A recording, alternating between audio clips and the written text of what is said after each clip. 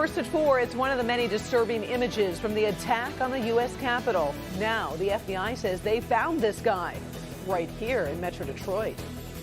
President Biden's first big battle fighting COVID-19. We'll take a look at the steps he's taking to redirect the federal response. Paula.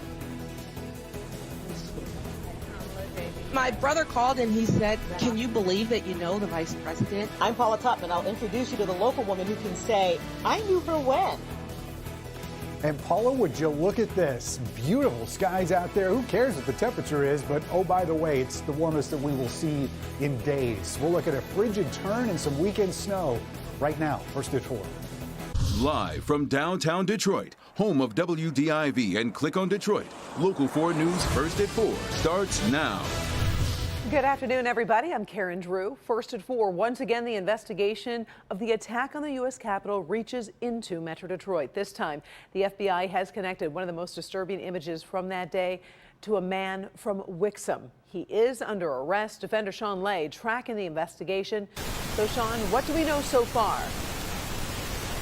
We've been digging all afternoon. Karen, good afternoon to you. We know this man is 29 years old. His name is Michael Joseph Foy. He comes from a military and pro-police family in Westland. Foy, though, was living in a rented condo in Wixom when the FBI moved in this morning, raiding that condo, taking out evidence and arresting Foy. Now, Foy is charged with this vicious beating of a D.C. police officer right outside of the Capitol, a beating that was caught on camera. This video is getting tens of thousands of views online. It's going viral, and it's a huge piece of FBI evidence against a young man from Wixom. The video shows a violent attack January 6th, right on the steps of our nation's capital. For 16 excruciating seconds, the FBI says you can clearly see a man using a hockey stick to beat a D.C. Metro police officer while that officer was on the ground, defenseless. Through video, photos, and tips, the FBI says they identified the man as Michael Joseph Foy.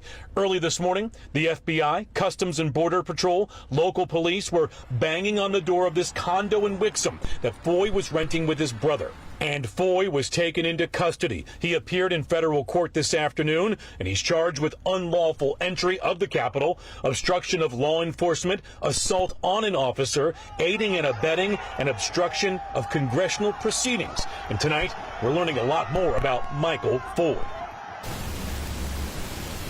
Back here live. In fact, we're just scratching the surface of this huge case here. Foy's not going anywhere. The feds are holding him in detention until a detention hearing can be held on Monday.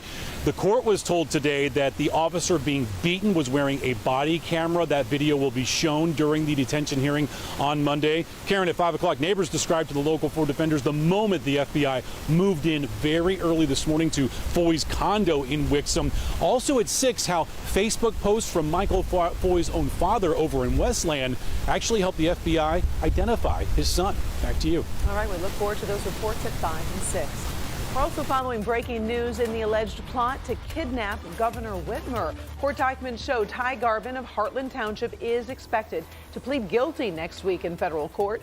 This comes as Garvin was set to stand trial alongside 5 others charged in the alleged plot to kidnap the governor last October. Garvin faces several charges, including terrorism. The hearing is set for next Tuesday in Grand Rapids. It is a massive amount of money, but will it be enough for the residents of Flint? Today, a judge granted preliminary approval to a $614 million settlement for people in Flint harmed by the lead-contaminated water. The judge wrote there may be no amount of money that will fully recognize the harm to Flint residents. Now, this preliminary approval triggers a period of time that allows residents to object to the deal or pursue their own claims.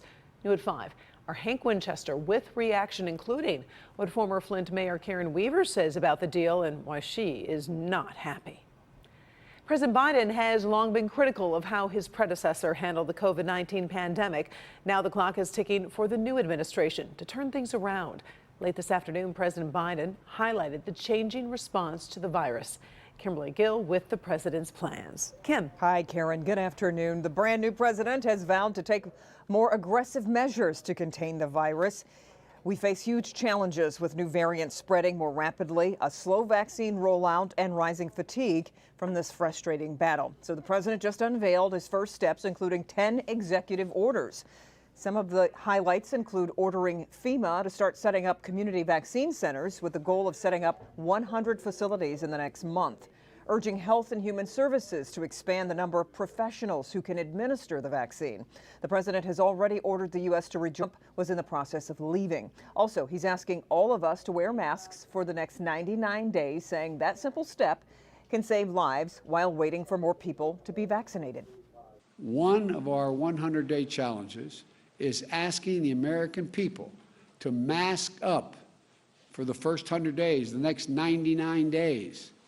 The mask have become a partisan issue, unfortunately, but it's a patriotic act. Well, this flurry of activity is jump-starting a national response, but the president acknowledges the situation will get worse before it gets better. The president's entire 198-page plan is posted online. We have a link to that plan on our website, clickondetroit.com. It's right there on the homepage, and we'll have more from the president coming up tonight on the news at 5. Karen, we'll send it back to you. All right. Thank you, Kim. Sure. And at this hour, the White House response continues with some help from Dr. Anthony Fauci. Press Secretary Jen Psaki is already facing the reporters for the second time. Now, she did her first briefing last night, just 7 hours after the inauguration. You'll hear from the doctor tonight at 5. We're also streaming the briefing on clickondetroit.com. Here in Michigan, it looks like we're headed toward restaurants reopening in just 11 days, although there are some ifs and buts attached to that plan. Today, the state reported more than 2,100 new cases of the virus in the past 24 hours.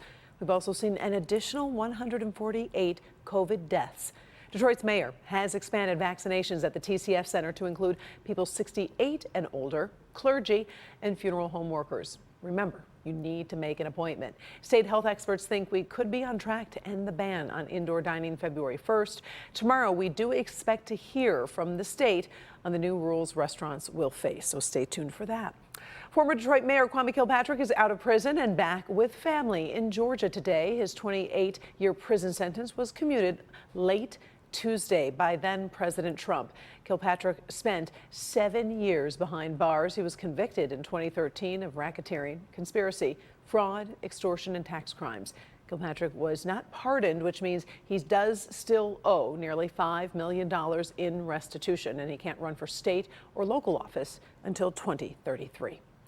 New Detroit Lions head coach Dan Campbell was officially introduced this morning, and Campbell is not new to the city as he played tight end for the Lions from 2006 to 2008. Now, he says he is determined to move the Lions in the right direction. We're going to be competitive every game. I can't sit up here and guarantee wins and losses, and I just can't do it. But I'll guarantee you this, man, these guys are going to fight, and they're going to scratch and claw, and they're going to be something this city's proud of because they're going to take on the identity of this city.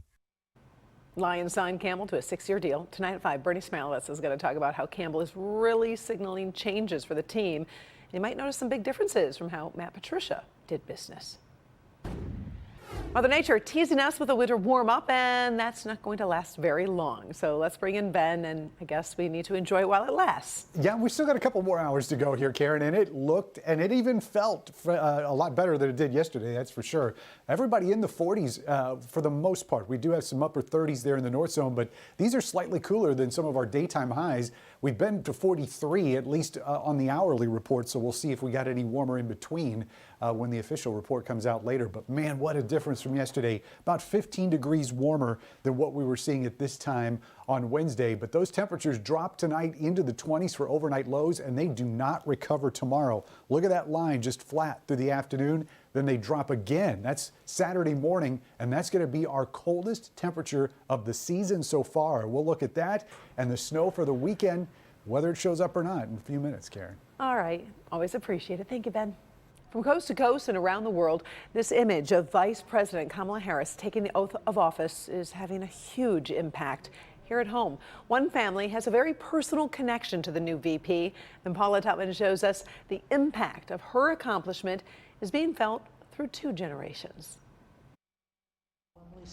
I, Kamala Harris, do solemnly swear. For Kimberly Harry, a branding specialist for Ford, she knows talent when she sees it, and she knew talent when she attended Howard University with the future vice president of the United States and pledged her into Alpha Kappa Alpha Sorority Incorporated. My brother called and he said, can you believe that you know the vice president? And I'm not sure that it has totally sunk in yet. She remembers her well. The focus, the activism, the community service, the integrity, and just being an all-around good person, a person of integrity. For her, seeing her soror taking that pledge was a watershed moment. For almost any minority attending an historically black college or university in the 80s, it was hard to imagine that you might know a future vice president. It just wasn't part of the history then. But it is now. It sends a message to little black girls and little black boys and children of color that they can do anything, that there are no limits. But for all the joy she has in watching Madam Vice President take the oath, it is sharing it with her nieces that means the most, including 15-year-old Cassidy, a sophomore at University High School Academy in Southfield, who always knew she had a path to success. But with the Vice President, Kamala Harris, there's a name and a picture that points the way on that roadmap. When I saw her, along with a lot of other girls, they saw themselves in her.